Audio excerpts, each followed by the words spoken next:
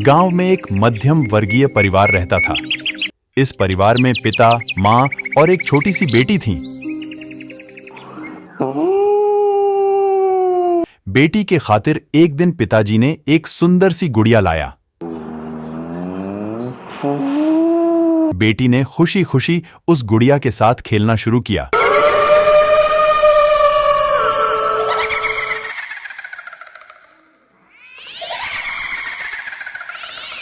पर उनकी मस्ती का अंत हो गया जब वह गुड़िया अचानक हिलने लगी, जैसे कोई जिंदा हो। दर्शकों के हृदय में डर का साया छाने लगा। गुड़िया की हर हलचल से परिवार के सदस्यों के चेहरों पर डर की झलक छाई। वे सभी अचंभित थे, लेकिन परिवार के छोटे सदस्य को सबसे ज्यादा डर था। वह अपनी मां के पास छिप गई और गुड़िया को देखकर रोने लगी। बीच बीच में गुड़िया की आवाज से भयभीत हुए पिताजी ने गुड़िया का परीक्षण किया। और तो क्या था, गुड़िया के अंदर एक भूत का साया था।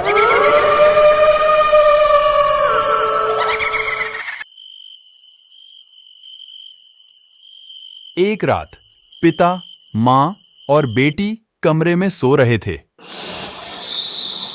जबकि गुड़िया को रसोई में रखी गई थी। अचानक रसोई से एक प्लेट की आवाज आई और पिता उठकर रसोई में गए। वहां एक भयानक दृश्य देखा कि गुड़िया नृत्य कर रही थी। जब पिता गुड़िया के पास गए तो गुड़िया ने किचन नाइफ से पिता को मार डाला। फिर मां को कमरे में सोते हुए एक आवाज सुनाई दी और वह भी रसोई में चली गई।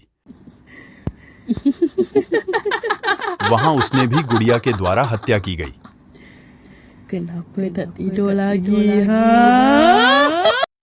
अंत में गुड़िया बेटी के पास आई जो सो रही थी। बेटी ने गुड़िया को देखा और चिल्लाई। फिर वह घर से बाहर भाग गई।